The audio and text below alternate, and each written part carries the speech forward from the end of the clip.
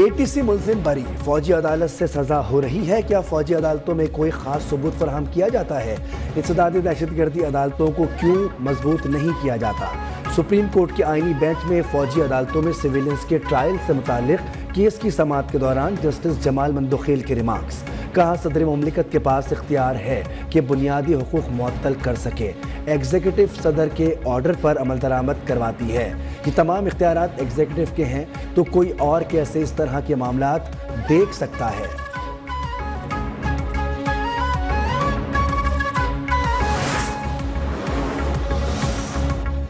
GHQ Karachi base समेत मुख्तलिफ तनसीबात पर माजी में दहशतगर्द हमले हुए। हमें बताएं, इन हमलों का कहाँ ट्रायल हुआ? एक आर्मी चीफ का तैयारा हाईजैक केस आम अदालत में चला। 9 मई वालों ने ऐसा क्या किया कि मिलिट्री कोर्ट जाएं? जस्टिस हसन अजहर रिजवी का फौजी अदालतों में सिविलियंस के ट्रायल से मुतालिक केस की समाअत के दौरान सवाल। जस्टिस नईम अफगान ने सवाल किया, मुल्ज़िमान को फ़ौज की तहवील में देने का इंसदादी दहशतगर्दी अदालतों का तफसीली फ़ैसला किधर है? जस्टिस मोहम्मद अली मजहर ने कहा कि बुनियादी हुकूक की मुअत्तली के लिए एमरजेंसी होना ज़रूरी है। जस्टिस मुसर्रत बोली, मुल्ज़िमान को फ़ौजी तहवील में लिया गया तो ना हुकूक मुअत्तल थे और ना ही एमरजेंसी नाफिज थी।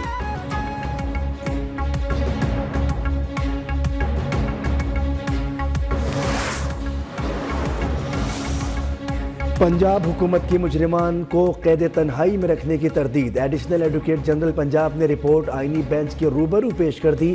फौजी अदालतों से मुतालिक केस में दौरान समाअत भारतीय जासूस कलभूषण केस का तस्करा। जस्टिस मोहम्मद अली मजहर ने सुप्रीम कोर्ट ने मरकजी फैसले में आर्मी एक्ट की शिक टूटी कलअदम करार दी।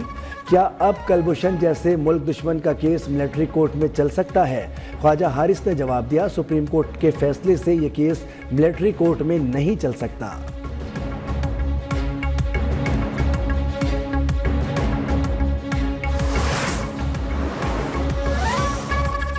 कुछ सियासी जमातों को फुट एंड माउथ की बीमारी है। जानवरों का ही नहीं, सियासी बीमारियों का इलाज भी करेंगे। जब मुंह खोलते हैं उनके मुंह से गालियां निकलती हैं। वज़ीर आला पंजाब मरियम नवाज के नाम लिए बगैर सियासी मुखालफिन पर वार। पाकपतन में लाइव स्टॉक कार्ड लॉन्चिंग तकरीब से खिताब में कहा, डूबती मईशत संभल गई, अच्छी खबरें आ रही हैं। स्टॉक मार्केट ऊपर, महंगाई नीचे जा रही है। अवाम का पैसा अवाम पर खर्च होता है। गुज़िश्ता हुकूमत ने अवाम के लिए कुछ नहीं किया। कहा जाता था सड़कें बनाने से कौमें तरक्की नहीं करती।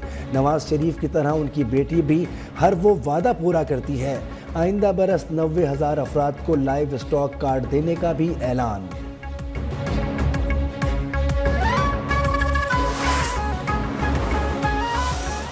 कशकोल को तोड़ना है, अपने पाँव पे खड़ा होना है, तो उसके लिए जरूरी है कि हम अपने पाँव पे खड़ा करें अपने हर इदारे को। इदारे जब पाँव पे खड़े होंगे तो सूबा भी पाँव पे खड़ा होगा, मुल्क भी पाँव पे खड़ा होगा।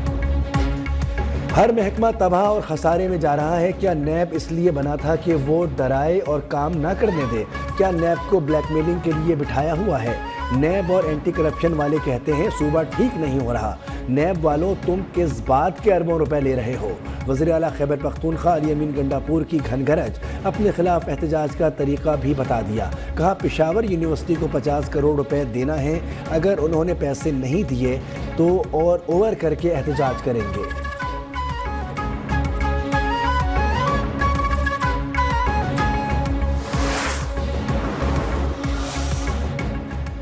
अली अमीन गंडापुर ने दुरुस्त एहतजाज का तरीका अपना लिया। महज़्ज़ब माशरों में एहतजाज पुरअमन ही होता है और काम भी चलता रहता है, ज़िंदगी मफलूज नहीं होती। वफाकी वज़ीर इत्तलात अता तारड़ का वज़ीर आला KP के बयान पर तबसरा। कहा, काश वो 26 नवंबर और 9 मई को भी चढ़ाई और जलाओ घिराव करने के बजाय ऐसे ही ओए ओए करके एहतजाज करते।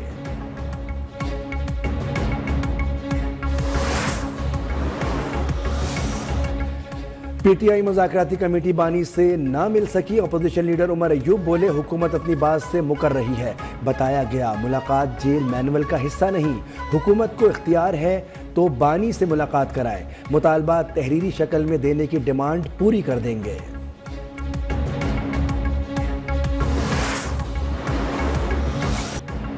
پی ٹی آئی کے سینیٹر سیف اللہ ابڑو کی نااہلی کا ریفرنس خارج، الیکشن کمیشن نے محفوظ فیصلہ سنا دیا۔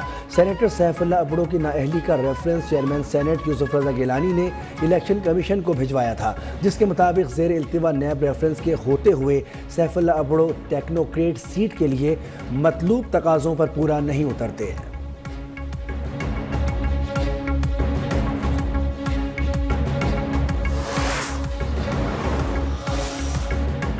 وفاقی حکومت نے بجلی سستی کرنے کی خوشخبری سنا دی۔ وفاقی وزیر توانائی اویس لغاری 10 سے 12 روپے فی یونٹ کمی کے لیے پر امید، بجلی کا ریٹ 50 روپے سے کم کرنے کی خواہش کا بھی اظہار۔ کہا آئی ایم ایف کے ساتھ کیپٹیو پاور پلانٹ پر بات کر رہے ہیں، معاملہ اختتام کی جانب بڑھ رہا ہے۔ آئندہ 5 سے 7 سال میں کی الیکٹرک کا 500 ارب روپے منافع مانگنا ناجائز قرار۔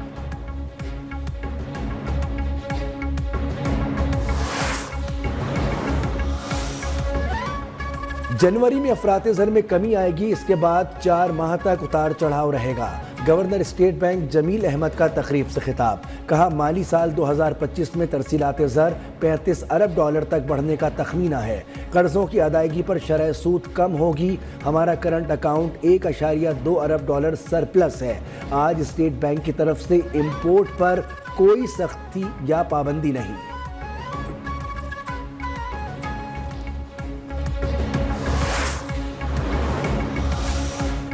فتنہ الخوارج کے دہشت گردوں نے لکی مروت کے علاقے قبل خیل میں 17 سیولینز ورکرز کو اغوا کر دیا۔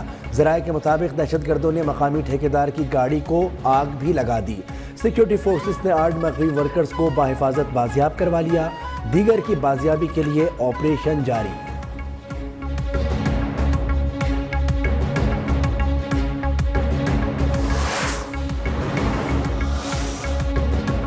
حکومت بلوچستان نے زہری واقعے کی تحقیقات کا حکم دے دیا، مقامی انتظامیہ کی جانب سے فوری رد عمل نہ دینے پر محکمہ داخلہ کا نوٹس۔ واقعے کی تمام پہلوؤں سے جانچ کے لیے شفاف اور غیر جانبدارانہ تحقیقات کی ہدایت، ذمہ داران کے خلاف سخت کارروائی کا حکم۔ ترجمان صوبائی حکومت کے مطابق عوام کے تحفظ اور ریاستی ریٹ کی بحالی اولین ترجیح ہے۔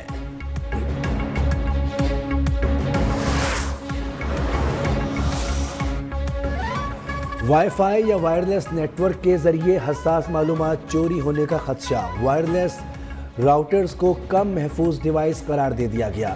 کابینہ ڈویژن نے تمام وفاقی وزارتوں، ڈویژنز اور صوبائی حکومتوں کو مراسلہ لکھ دیا، صارفین کو پاس ورڈ پیچیدہ رکھنے کی تجویز۔ عالمی طاقتوں کی ایما پر اسرائیل دنیا کے امن کے لیے خطرہ بن گیا۔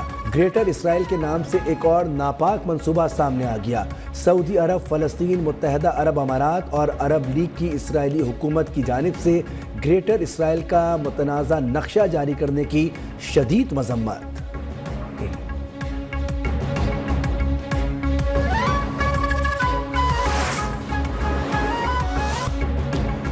ملک اس وقت حالت جنگ میں ہے۔ پاکستان کو عالم اسلام میں سر اٹھا کر چلنے کے لیے بنایا گیا تھا۔ وزیر تعلیم خالد مقبول صدیقی کی اسلام آباد میں پریس کانفرنس، کہا گزشتہ سال جب وزارت سنبھالی تو اعداد و شمار پریشان کن تھے۔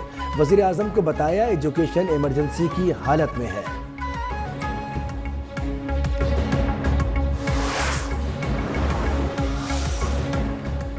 کراچی جلاؤ، گھیراؤ، ہڑتالوں اور بھتے سے پاک ہو گیا۔ ماضی میں کراچی میں 10 روز فیکٹریاں بند رہتی تھیں، اب ایسی صورتحال نہیں۔ ہم سرمایہ کاری کے لیے محفوظ ملک ہیں۔ سینئر وزیر سندھ شرجیل میمن کا کورنگی ایسوسی ایشن آف ٹریڈ اینڈ انڈسٹری کے دورے پر خطاب، کہا شہری علاقوں میں ترقیاتی منصوبوں میں سب سے بڑی رکاوٹ تجاوزات ہیں۔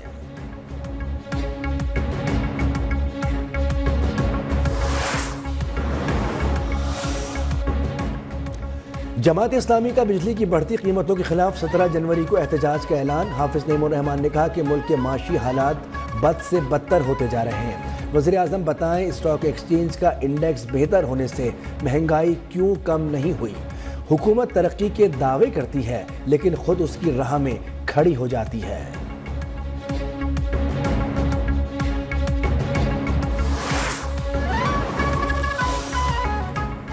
ڈی چوک احتجاج کیس میں عمر ایوب، شیر افضل، زرتاج گل اور دیگر کی ضمانت میں 7 فروری تک توسیع۔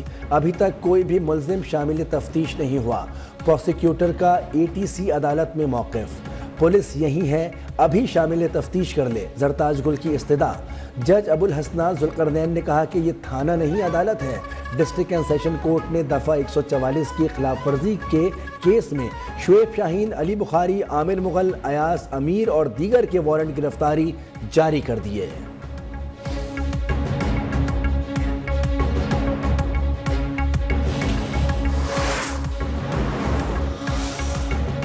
ملک بھر میں سب سے زیادہ ٹیکس دینے والوں میں کراچی سر فہرست رہا۔ ٹیکس وصولی میں لاہور کا دوسرا اور اسلام آباد کا تیسرا نمبر رہا۔ لاہور سے 17.9%، جبکہ اسلام آباد سے 14.1% وصولیاں کی گئی۔ رپورٹ کے مطابق income tax, sales tax, excise duty اور کسٹم ڈیوٹی کی مد میں 30.7% وصولیوں کے ساتھ کراچی سر فہرست رہا۔